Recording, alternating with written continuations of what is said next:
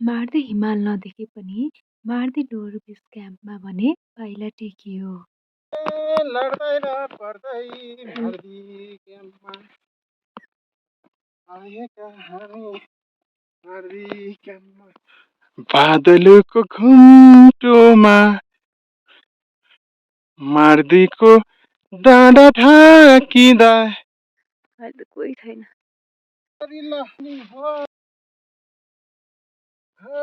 काली ओराली गर्दै मार्दीको base camp घुम्दै। यस्तो बाटो हामी हिँडेर गएको पनि आएको पनि। मौसम अनिश्चित देखिँदा बेस क्याम्प जाने कि नजाने भनेर दुविधामा रहेका हामी अन्ततः लोर बेस क्याम्पसम्म पुग्यौँ। कुहिरोले ढकमक्क ढाकेकाले मार्दीको रूपलाई देख्न नसके तापनि गन्तव्यमा पुगेको क्षणलाई मनन गर्दै गौरवान्वित भएर फर्कियौँ। दर्शन पाइयो हजुर, दर्शन उतारै नै आउँदैछ। रामिन खिच्ने खिच। बादलहरू आइसक्यो छेक्यो हिमालमा। ल हिमालको यात्रामा कहिलेकाहीँ दृश्यभन्दा पनि यात्राको सङ्घर्षको कथा ठुलो हुने रहेछ। भ्यू पोइन्ट तलतिर पुग्दा केही बेर हामीले अलिक खुल्ला आकाश देख्दा पनि मक्क परेका थियौँ। गएको थियौँ तर त्यो धेरै स्टेपी गाह्रो छ। यहाँबाटै यो चाहिँ इजी वे भनेको नयाँ वे तर अलिक लामो छ अरे। अब हामी यतै बाटो जान्छौँ। धेरै गाह्रो थियो। अब यो बाटो हिँड्दा छौँ। तुहाले बिहान हामी यहाँ बाटोबाट उकालो गएको थियौँ। सक्नुहुन्छ भने त यो धेरै सर्टकट रहेछ तर अलिकति अप्ठ्यारै छ उकालो नचढ्ने मान्छेलाई। अलि रिस्कीवाला बाटो छ। आएछ यो त्यहाँनिर होटेल देख्यौँ हामीले। थकानले गर्दा हामीलाई होटेलमा पुग्न पनि युग लागे चाहिँ लाग्यो। हिजो हामी आएको थियौँ, आज चाहिँ छोडेर जाने पनि परेको थियो। आज आउँदाखेरि यस्तो छ बादलै बादलै। हेर न त्यहाँ यही हो हामी बसेको होटेल चाहिँ होटेल मार्दी पिक चाहिँ। अहिले चाहिँ यो बाटो आयो हामी बिहान गएको बाटो यो बाटो।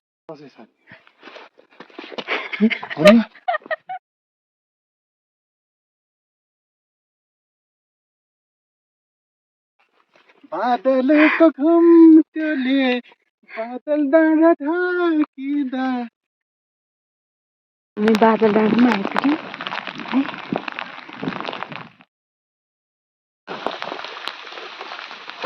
पानी पर्दैछ, हामी तल झर्दैछौँ। लो क्याम्प आइपुग्यौँ है। जाने बाटो हो है, सजिलै छ अरे। 2 घन्टामा पुग्छौँ। सिलिङतिर झर्दैछौँ। बाटो त त्यस्तो गाह्रो छैन अहिलेसम्म।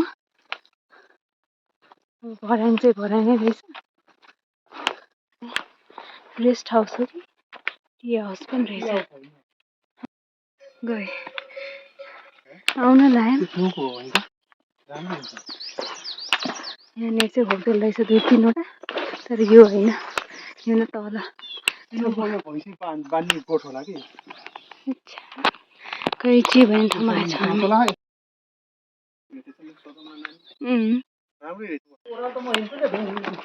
ए हो नि बाटोमा चाहिँ यस्तो यस्तो चिन्हहरू पनि लागेको छ तर झुक्किने खासै बाटो छैन। यहाँ एउटै मात्र देख्यौँ हामीले है। लो क्याम्पमा सिधै निस्किन्छ यहाँबाट। जङ्गलै जङ्गलै रहेछ सजिलो। यहाँ एउटा बस्ती देख्यौँ, बस्नु मन लाग्यो त्यहाँ पनि बस्नु मिल्ने रहेछ। टुलबुले भन्ने देखाए होइन होला, खोइ त्यस्तो केही भनेको छैन। चिन्ह त यहीँ छ। ठाडै बाटो छ, रुट मिस भएको हो कि डिफ्रेन्ट ठाउँहरूको नाम सुन्यो म्यापमा भन्दा। हामी सिटिङको लागि हिँड्यौँ। बस्ने ठाउँ पनि रहेछ राम्रो छ। बाटो त त्यस्तो अप्ठ्यारो त होइन। हामी त हिँड्दैछौँ जङ्गलै जङ्गल देख्या। म्यापले काम गरेको छैन।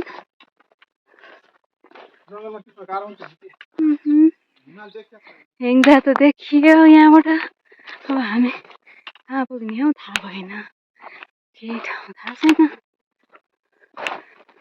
त्यहाँ पुग्ने हो कि हामी हिँड्छ, कता हो बाटो कहिले आउँदैन। ए बा, यस्तो बाटो चाहिँ सिदिङै पुगिन्छ जस्तो पनि लाग्छ। सिदिङ भन्ने फर्स्टमा मैले अन्त देखेकै छैन। फर्स्टमा सिदिङ जाने बाटो भनेर देखेको चाहिँ अर्कै गाउँहरूमा ल तारिँदै ढुङ्गै ढुङ्गाबाट हिँड्नुपर्ने होइन, त्यत्रो बाटो हिँडेर एक दुईवटा घरदेखि आशा पलाएका छन्। एटलिस्ट थाहा हुन्छ हामी अब कुन कता रहेछौँ भनेर। यो त मार्दी पुरै मार्दियो, अलिकति देख्यो है, उता कुन्डामा छ है। पछाडिपट्टि पनि बस्ने ठाउँहरू रहेछ छनलाई। यहाँ त अर्कै राखेको छ, रात्नेको 45 मिनट।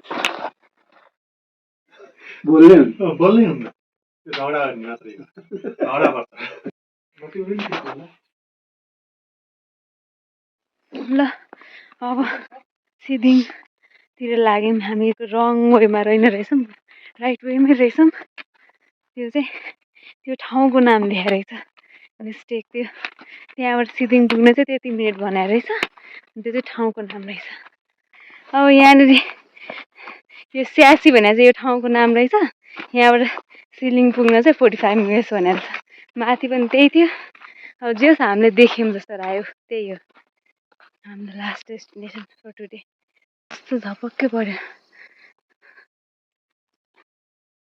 त्यहाँ एकदम खोज जस्तो देखिया नि यत्नको। म तिमीलाई एउटा कुरो भन्छु ल, सुन त, हेर सनराइज अब हेर्नु पाइन्छ।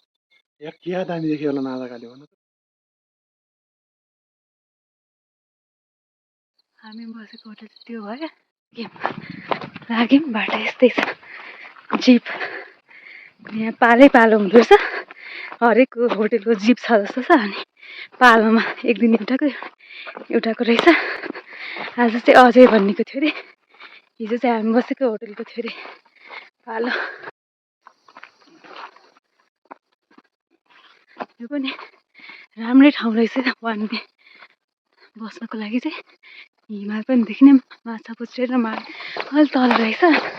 यहाँतिरको होटेलमा बस्यो भने चाहिँ ठिक हुन्छ जस्तो लाग्यो होइन। यहाँ रहेछ कि स्टप। अब यहाँको होटेलहरू यो कतिको राम्रो छ। अनि फेरि पढ्नु लाग्यो यहीँबाट दुईवटा रहेछ है। त्यस्तै भयो, गाडी पाएन फेरि अब हिँड्नेमा पऱ्यो। रोडै सजिलो छ जस्तो छ बाटो। सर्टकट चाहिँ खासै छैन यहाँबाट। अब अलि फेरो चाहिँ पात सिँढी नै सिँढी तलसम्म झर्ने बाटो रहेछ। त्यो चाहिँ सर्टकट। यहाँबाट हामी मान्छे कम 7 जना मात्रै भनेको थियो नि त। 9 जना टोटल। 9 जनामा त हामी अटाइहाल्छौँ नि। आज जोस तागेर आएको छ। होमस्टेहरू चाहिँ रहेछ यहाँ तलतिर पनि। हजुर त्यहाँनिर पनि त होमस्टे एउटा देख्यौँ हामी त त्यहाँबाट। ए हो लुम्रेसम्म।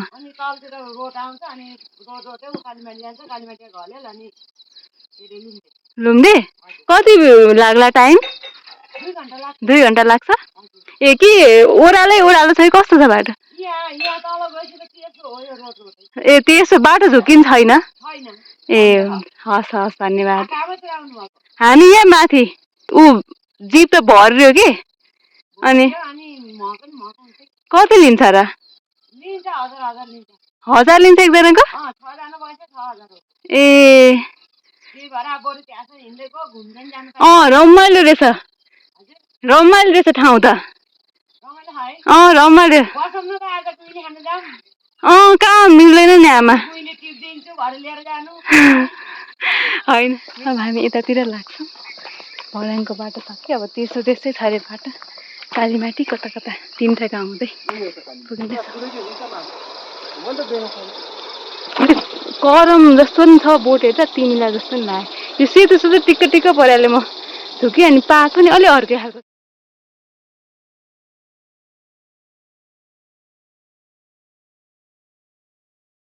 ठाउँ हो कि ए यो अलैँची हो अरे त्यही ठाउँ अलैँची फार्म थुप्रो रहेछ यहाँ होइन ए माथि कालीमाटी नै हो ए कालीमाटी रहेछ ल कहाँसम्म हो कालीमाटी चाहिँ ए है खोला तरेर बेलादेखि यहाँ चाहिँ कालीमाटी रहेछ हामी यताबाट आयौँ पाखो हो कि कालीमाटी नै हो बर्ड वाचिङ स्पट रहेछ होइन ए अनि भनेन त नि यहाँबाट जानुहोस् भनेर के अरे हाम्रो क्याम्पबाट तल यो फरेस्ट क्याम्प जाने होइन हजुर यहाँ अनि गाडी आउँछ त आउँछ अहिले यहाँ बाटो बनाउँछ रेस्टुरेन्ट पनि रहेछ भिडियो हो यो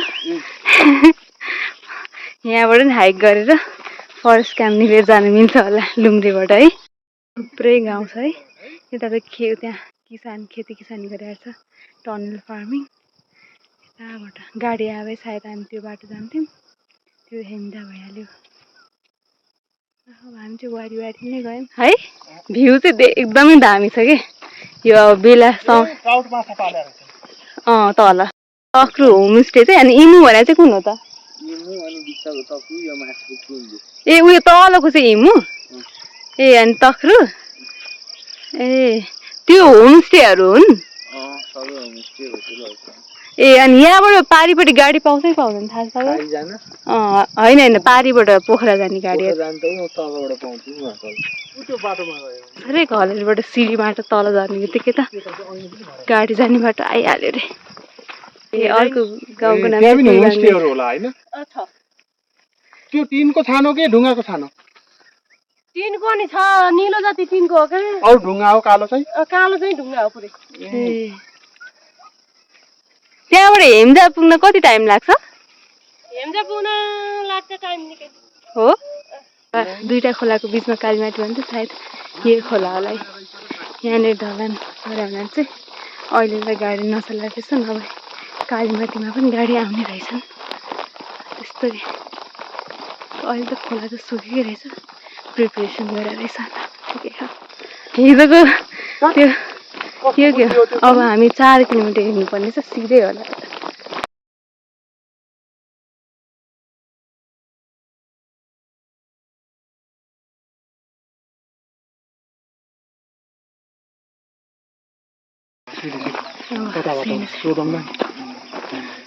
के हो यहाँ के भइरहेको यहाँबाट गयो भने चाहिँ फरेस्ट क्याम्प पुग्ने रहेछ 3 आवर्समा हलेर गाउँ घर गाउँ त उतैबाट सुरु भएछ घरहरू रहेछन् अझै है मिक्स घरहरू रहेछ अब नयाँ नयाँ चाहिँ तिमीले थाहा होला पुराना कुनै पुराना घरहरू चाहिँ सबै उका छन् ढुङ्गाले छाएका छन् है ए परेसम्म छ ढुङ्गाले छाएको घर यो घर गाउँमा धेरै छ ढुङ्गाले छाएको घरहरू खै पछि हाल्यो नि हुन्छ भएको भएर होइन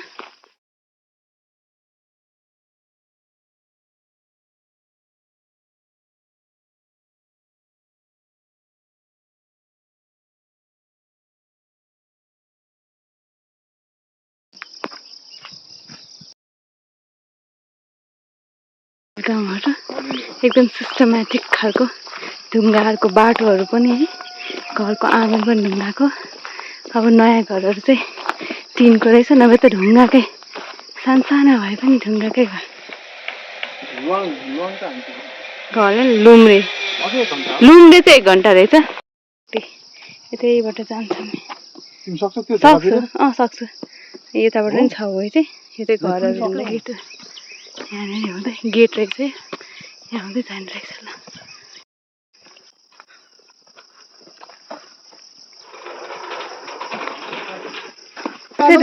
ढुङ्गा ठाडै मेन रोड त्यहाँ झर्ने रहेछ बाटो त देखियो त्यहाँ पुगिन्छ कि जस्तो लाग्यो मान्छेहरू हिँडिरहेको छ त्यहीँबाट सर्टकट गएर हामी गाडीको बाटो हिँड्नु परेन ग्राभल गर्न आयो कि ढलान गर्न आयो कि 12 किलोमिटर मेन रोड। होइन यहाँबाट पुरानो बाटो थियो होला है। यो चाहिँ देखाएको थिएँ मैले, यहाँबाट सर्टकट। यात्रा लामो भए तापनि यो बाटो रमाइलो लाग्यो। यतातिर गयौँ, त्यहाँबाट सिधै पुलमा पुग्छ अरे। उहाँहरूलाई फलो गरिरहेछौँ हामीले। उहाँहरू भेटेर नि हामीलाई धेरै हिँड्नु परेन जस्तो फिल भयो। यस्तो छ बाटो, सानो सानो रहेछ बाटो चाहिँ, पुरानो बाटो हुनसक्छ।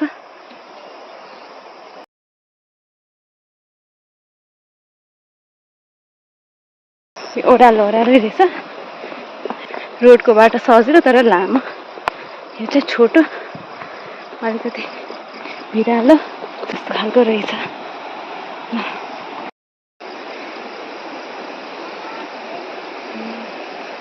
पुग्यौँ अब। यही हो पुल। यहाँ रहेछ नमुना घले ट्राउट। उयो अब जाने गाडी यही हो, यही होला। लुम्रेबाट पोखराका लागि 2-3वटा गाडी छुट्ने रहेछन् र त्यताबाट करिब 1 घन्टामा पोखरा पुग्ने रहेछ। मार्दी ट्रेक रमणीय वातावरणमा प्रकृतिसँग रमाउँदै वा छोटो र सहज ट्रेक सुरु गर्न चाहने दुवैको लागि उपयुक्त छ। यहाँ पुग्न विभिन्न मार्गहरू छन् र यात्रामा होटेलहरू पनि भेटिन्छन्। तर सिजनमा चाहिँ होटेलहरू अग्रिम बुकिङ गरेर गएको राम्रो।